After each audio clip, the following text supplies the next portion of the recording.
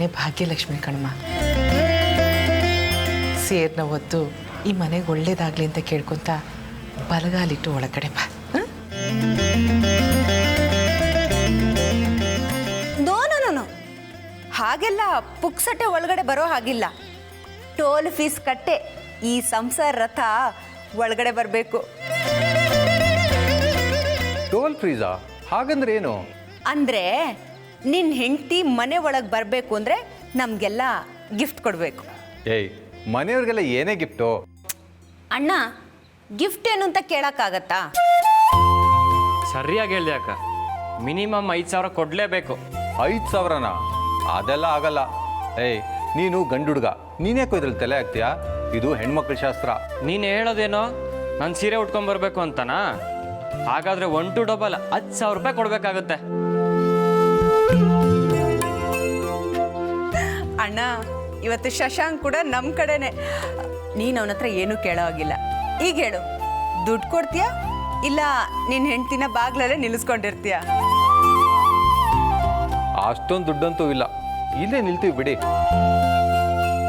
ಏ ರಾಗಿಣಿ, ಏನೇ ನಿಂದು ಹುಡುಗಾಟ? ಪಾಪ ಮದುಮಕ್ಕಳು ಎಷ್ಟು ಹೊತ್ತು ಅಂತ ಬಾಗ್ಲಲ್ಲಿ ನಿಂತ್ಕೊಂತಾರೆ. ಹಾಗಂತ ಶಾಸ್ತ್ರ ಮಾಡದೆ ಒಳಗಡೆ ಕರಿಯಕ್ಕಾಗತ್ತಾ? ನೋಡಮ್ಮ, ಮುದ್ದಾದ ಹೆಂಡತಿ ಸಿಕ್ಕರು ಅಣ್ಣ 5,000 ಕೊಡೋದಕ್ಕೆ ಹಿಂದೆ ಮುಂದೆ ನೋಡ್ತಿದ್ದ. ಮದ್ವೆ ಮುಗ್ದೋಯ್ತಲ್ಲ, ಈಗ ಅಣ್ಣ ಅಮ್ಮನವ್ರ ಗಂಡ, ಅದಕ್ಕೆ ಪರ್ಮಿಷನ್ ಕೊಡಬೇಕು ಅಂತ ಕಾಣುತ್ತೆ. ಓ, ಹಾಗ ಸಮಾಚಾರ. ಸರಿ, ಅತ್ಗೆ ನೀವೇ ಹೇಳಿ, ಅಣ್ಣ ನಮಗೆ ಎಷ್ಟು ದುಡ್ಡು ಕೊಡಬೇಕು ಅಂತ?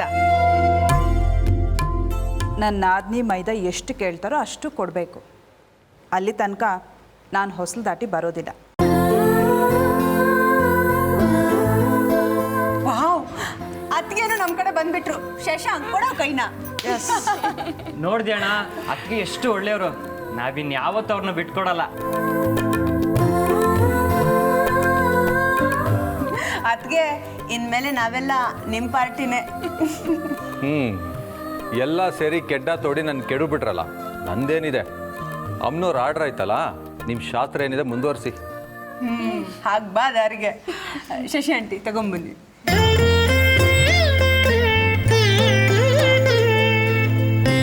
ಭಾಗ್ಯದ ಲಕ್ಷ್ಮೀ ಬಾರಮ್ಮ, ನಮ್ಮಮ್ಮ ನೀ ಸೌಭಾಗ್ಯದ ಲಕ್ಷ್ಮೀ ಬಾರಮ್ಮ.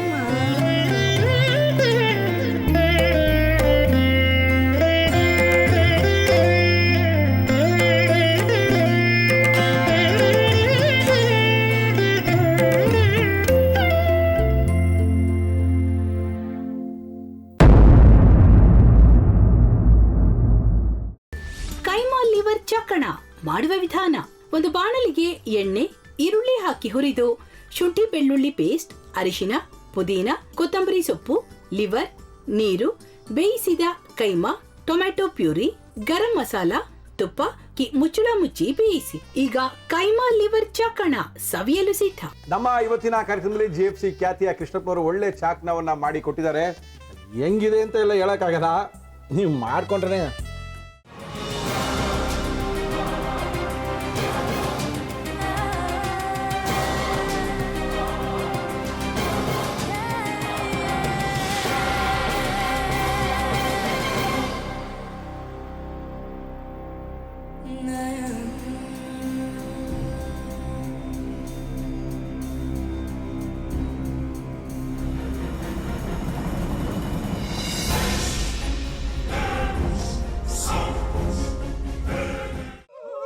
ಎಟ್ಟಿ ತಕೊಳಕ್ ಬಂದವ್ರನ್ನ ಸುಮ್ಮನೆ ಬಿಡಲ್ಲ, ರೂಮ್ ಕರ್ಕೊಂಡೋಗಿ ಸಾಯಿಸ್ಬಿಡ್ತದೆ. ರೂಮಿಗೆ ಕರ್ಕೊಂಡೋಗಿ ಯಾಕೆ ಸಾಯಿಸ್ತಾಳೆ?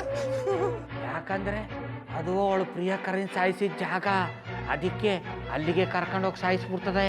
ಈ ಮನೇಲಿ ದೆವ್ವ ಇದೆ ಅಂತ ಭಾಸ್ಕರ್ ಅವ್ರು ನನ್ಗೆ ಹೇಳೇ ಇಲ್ಲ. ಅವ್ರ ಹಟ್ಟಿಲಿ ವಾಸ ಆಗಿದ್ರ ತಾನೆ ಹೇಳಕ. ಹಟ್ಟಿಲಿ ವಾಸ ಆಗಿರೋರ್ನ ಏನು ಮಾಡಲ್ಲ, ಆದ್ರೆ ಹಟ್ಟಿ ತಕೊಳಕ್ ಬಂದವ್ರನ್ನ ಅದು ಸುಮ್ಮನೆ ಬಿಡಲ್ಲ ಬಿಡಲ್ಲ ಬಿಡಲ್ಲ. ಇದನ್ನೆಲ್ಲ ಹೇಳ್ತಿದ್ಯಲ್ಲ, ನೀ ಯಾರು? ನಾನು ಹಟ್ಟಿ ವಾಚ್ಮ್ಯಾನ್.